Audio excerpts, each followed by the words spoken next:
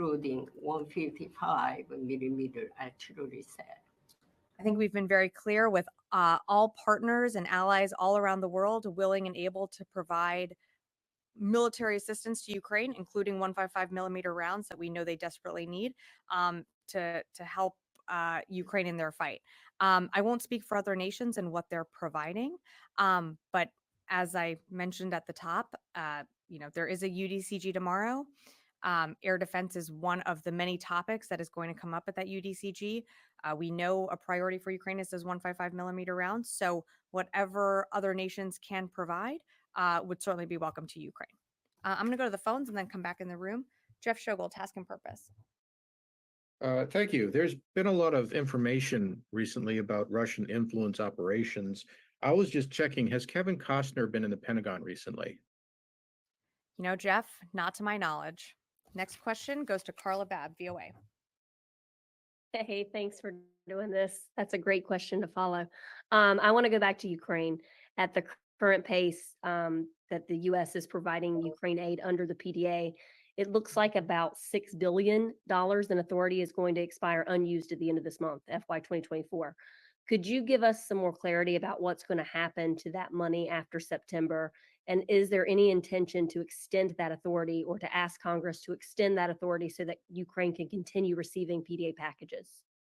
Thanks, Carla, for the question. So as you know, we worked very hard with Congress to secure that supplemental and to allocate that money for Ukraine for these PDA packages and USAIs. I don't have anything to preview on, what that means for the rest of the amounts that are left. What I can tell you is you've seen us do this almost on a weekly basis. We continue to roll out and announce presidential drawdown packages that vary in size, but we continue to do that on a consistent basis. I have no doubt that we are going to use everything we can that's available to us to make sure that we are continuing to provide Ukraine what it needs, both in the short term and the long term. The president has said it before, the secretary has said it, and you'll hear him say it again. We're in this fight with Ukraine for the long haul. We are standing with them for what they need on the battlefield, both in the long and short term. So you're going to see us make use of those funds in any way possible. I'll take one more from the phone, and then I'm happy to come back in the room. Heather, USNI. Thanks so much. With the Houthis in the Red Sea, are you guys noticing any kind of uptick? It seemed like they were quiet for a little bit, and then now they're attacking multiple tankers. Is there any anything that you can say about what might have been causing this most recent uptick? Thanks, Heather. So we've seen this pattern sort of happen over the last few months or since the attack started. There is a series of waves, then there's a pause, then there are waves again. I can't speak to the strategy behind that. I can only speak to what we as the United States military are doing with our partners and allies. And of course, you're very familiar with Operation Prosperity Guardian and the fact that we continue to ensure that those shipping lanes remain open, to ensure that freedom of navigation can occur in the Red Sea. But you're seeing what the Houthis are doing on a day-to-day basis. They've set on fire a oil tanker carrying 1 million barrels of crude oil. I don't need to explain to you what type of damage that could cause to an environment like the Red Sea. You're talking major ecological systems that could be destroyed. So while I can't speak to their tactics, I can speak to the fact that they're causing environmental and economical disasters right in their backyard. Leave it at that. Yeah. Thank you, Sabrina. In light of Middle East tensions, does the Pentagon support a United Nations-led military peacekeeping force in Gaza, West Bank, and throughout Israel? And have a follow-up. So I don't have anything for you on that. The president has been pretty clear that there will not be U.S. boots on the ground in Gaza. But in terms of, the ceasefire deal, that's something that the United States is working very closely on with our partners and allies in the region. That would include some type of, peacekeeping force, but I don't anticipate that would include U.S. military boots on the ground. Well, in light of Hamas using the Philadelphia corridor in Gaza to smuggle in weapons and potentially smuggle out Israeli hostages into the Sinai Desert, it's according to Israel Prime Minister Netanyahu, what is the Pentagon's perspective on the strategic military significance of the Philadelphia corridor? I think you just mentioned some of the strategic significance of the Philadelphia corridor, but I'd really refer you to the Israelis to speak to that. Um, we know that there are tunnels under that corridor, but ultimately what we want to see here is a ceasefire deal put into place that allows hostages to come home to their families. It's almost been a year now. But I'd refer you to the Israelis to speak more to the significance of that. Fadi. That knowledge of the existence of tunnels underneath Philadelphia Mhm. corridor, the Egyptians deny the existence of these tunnels. Can you share more about what you know about these tunnels? I don't have more to provide other than what is. I mean, I'm not going to be able to do it, unfortunately, an intel assessment from here. I would say, broadly speaking, we know that there are tunnels on that border and in that corridor that have allowed in the past, a movement of weapons shipments into Gaza. Um, Again, what we want to see and what we are focused on, as you know, is bringing home and making sure that we can get into place a ceasefire deal that also allows the hostages to return home. What does you said broadly? Is this based on recent intelligence or Israeli, I don't know, sharing information? Yeah, I wish I could get into more specifics. I just won't be able to get into that from here, but I'm just gonna have to leave it at that. I'm not asking about the type of intelligence, Yeah. but when you make such a claim that there are tunnels underneath the Philadelphia corridor, while Egypt, um, some explanation is warranted here. Appreciate the question, Fadi, but I'm just not going to have more. I'd have to refer you to the Egyptians and the Israelis to speak more to that. What I can tell you is what we've seen else from here. When was the last time you? Yeah, I'm just, unfortunately, Fadi, I know this is not going to be a satisfactory answer for you. I'm just not going to be able to provide more specifics. Yeah, Matt. Thanks, Sabrina. Going back to American restrictions on Ukraine's weapon usage, you say that the prime targets inside Russia are outside the range of ATACMS. Yeah. So then what's the purpose of these restrictions being in place? Is this to protect the Ukrainians from themselves, from you think they would otherwise squander their limited ATACMS? Or is it a fear of escalation, or can you explain what the thinking is there? Yeah, Matt, I think it's a little bit of all of those things. I think the Ukrainians, in terms of their own decision making, they have proven themselves on the battlefield just from at the very beginning of the war. I think there were many people reporting at the time that Kyiv was destined to fall within days, and then as weeks later, months later, and now we're talking many years into this war, we've seen the prowess of the Ukrainian military on the battlefield. So they certainly know how to make their own decisions when it comes to employing these types of weapons and munitions on the battlefield. There is a limited number of ATACMS. It is not there. There is not an abundance of these long range type of capabilities. And of course, one thing that we're always assessing is escalation, and that's something that we've been very clear about from the beginning. So it's a bit of all those things knitted together. But they have been very successful in using these ATACMS to take back their territory in the south and the east. And we believe that they have the capabilities and being able to knit those together on the battlefield. They do have a really significant challenge in the east, and being able to direct some of the firepower that they have that direction is what we continue to work with them on. Will the idea of loosening restrictions possibly come up in tomorrow's contact group talks? I can't predict the future. I'm sure, there's been a lot of conversations about that, but right now there's no change to U.S. policy. Yeah, Noah.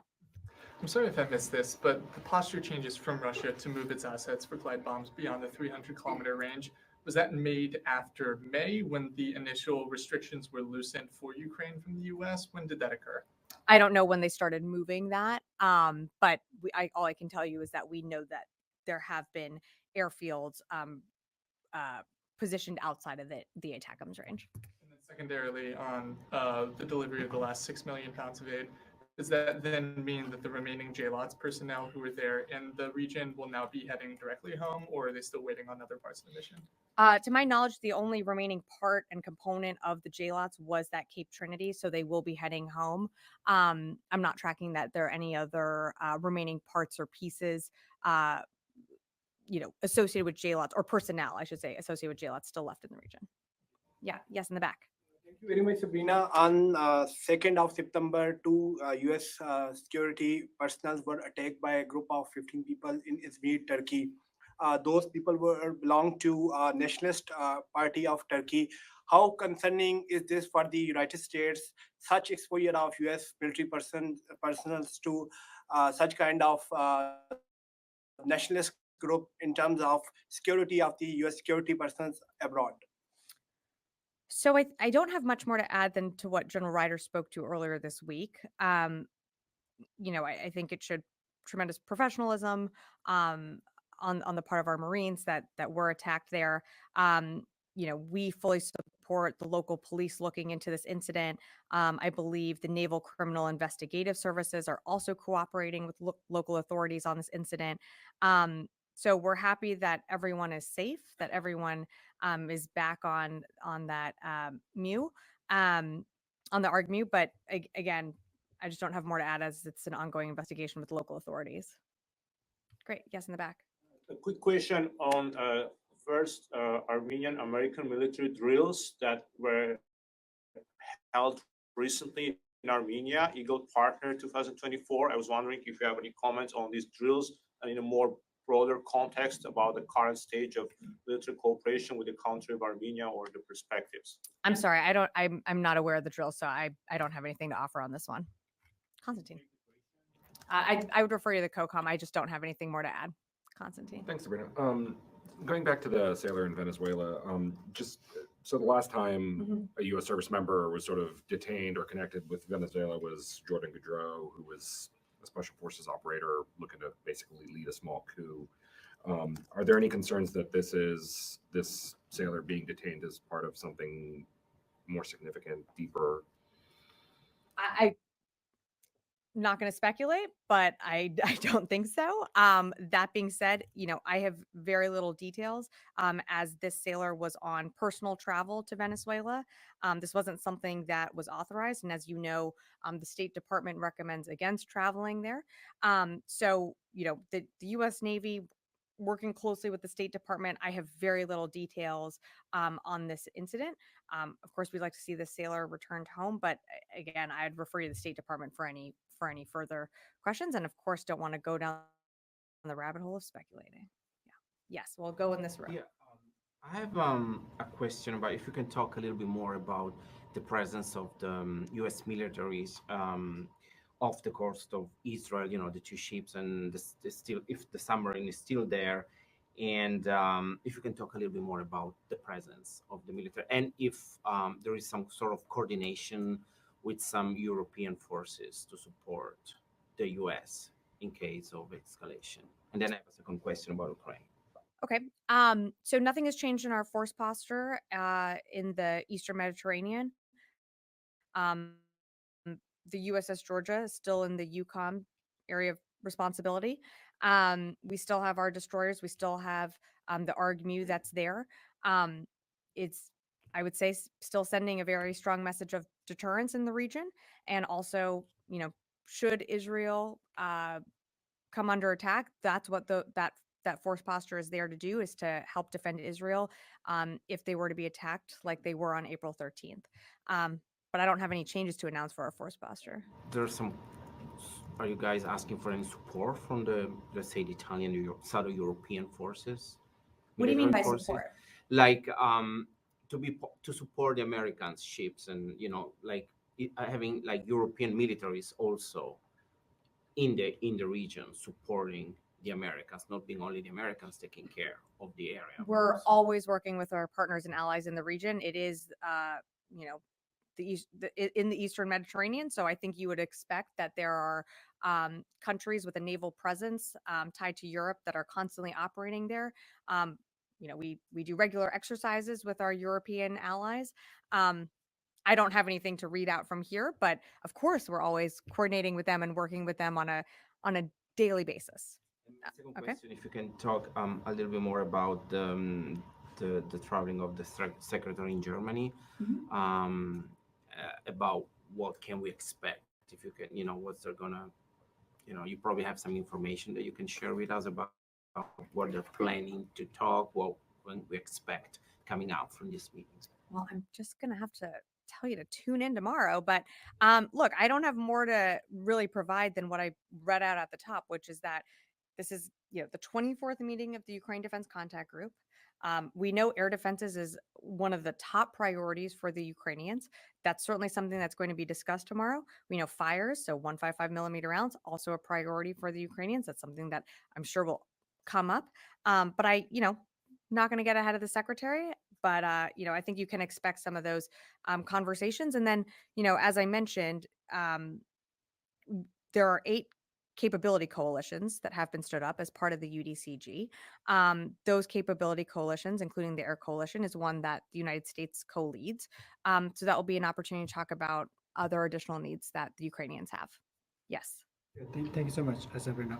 About the Middle East crisis, so what is the latest assessments of the Pentagon regarding any potential action by Iran against Israel? Really don't have much more to provide than what we've said before, which is that we've maintained a very robust force posture in the region. We have 2 carrier strike groups, right there. Has that factored into Iran's decision-making process? I think it's certainly gotten into their headspace, but beyond that, we're maintaining our force posture there. We're there, of course, to defend our forces, and should we need to, we will come to the defense of Israel. Great. Yes. Thank you very much for the opportunity. It's been reported from last Wednesday, some of the Arab military attaches met here in Pentagon with U.S. defense officials, specifically regarding the possible Iranian attack on Israel or something like that. But my question is regarding the U.S. possible measures or something under consideration with your Arab allies like UAE, Qatar, where you have military presence, and Saudi Arabia as well, who is very next to Yemen, as Yemenis are like calling mobilization calls each day. So you have done enough with your Saudi counterparts, Qatar and UAE, on the possible Yemenis, any type of retaliation to counter that. So I think what you're asking is just on, if I'm understanding, and please correct me if I'm not, just asking about what is our response and how are we working with Arab partners in the region when it comes to the Houthis and how they're respond. Yeah, in Yemen. Okay, so the Houthis continue to disrupt shipping lanes within the Red Sea and the BAM. That has caused environmental, economical problems. That is not just a problem for the region. This is a global problem. This disrupts shipping for all around the world. And so when you create, to use the example of the So Union, which is carrying 1 million barrels of oil, if those fires spread to those oil barrels and those oil barrels start leaking into the Red Sea, you are going to have an ecological catastrophe. So just taking a broader step back, this isn't just a United States, Arab partners problem. This is an international problem. Because just think about, and I'm not an environmentalist, but just think about the actual environmental, economical, financial degradation that's going to happen just from that one ship, and they're doing it almost daily. So you have to, so it's not just an Arab partner, or it's not just an Arab country problem or a United States problem, it's a global problem, which is why the secretary late last year established Operation Prosperity Guardian. And Aspides is another coalition, a European coalition that is also works with Operation Prosperity Guardian and other like-minded nations that believe in upholding the freedom of navigation. So this is something that we continue to work together with many of our allies around the world, and we're going to continue to do so. One little on Department of Justice and Department of State. release about the possible interference from the Russian side and the other security threats. We have seen that from June, number of arrests being made by border security officials and some of the South and Central Asian nations people. They've been arrested because of their strong tie with the IS. So the question is regarding the election in US. Do you guys have some requests from Department of Homeland Security for the coordination specifically to counter these threats? So when it comes to election security, that's something that you saw the Attorney General speak to. So I would refer you to DOJ and the State Department to really speak to how they are monitoring election threats and handling election security. That's just not something that DoD was part of that, and so I'd refer you to those two agencies to speak to that. Jared. I just wanted to check if there's any update on the any clarification on this apparent strike by the Houthis on this Saudi-owned tanker, the Amjad. I know there was some conflicting information about whether or not it was hit or targeted.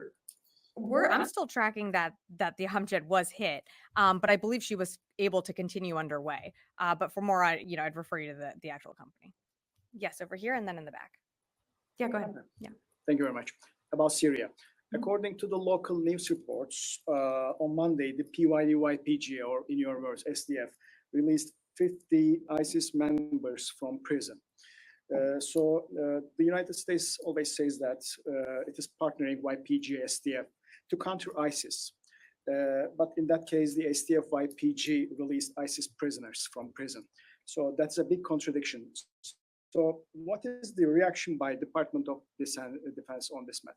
Yeah, I'm not sure if there was a confusion in some of the facts, but if you're referring to what happened a few days ago, there was, what I understand, a breakout from one of the prisons, and we worked with the SDF to actually get those ISIS militants back in custody. So Central Command put out a press release on that. I'd refer you to that. Yes, in the back, and then last question. Did you not have a question? Never. I thought you did. I'm sorry. If you did not, then never. Okay. So thanks, Sabrina. Yeah. This 6 million pounds of humanitarian aid that Trinity transported to the port of Ashdod, were there originally planned to be transported through the JLAT project? If I'm remembering correctly, this was some of the aid that when the JLOTS mission had concluded, this was some of the original or remaining aid that was still in Cyprus that was loaded on to the Cape Trinity and was waiting to be downloaded in Ashdod at the appropriate time that they were able to do it. So this was not aid that I was tracking that was supposed to go over JLOTS. This was already being moved to go through the Ashdod corridor. Since they are coming from Cyprus, I assume that they already went through the security check. That's right. Will they need another additional security check in Israel, or they will be transferred faster than the rest of the aid? So we've been transferring aid through Ashdod for a bit of time, you might remember. So there's once it is checked at Cyprus, it can move through Ashdod pretty quickly. All right. Thanks, everyone.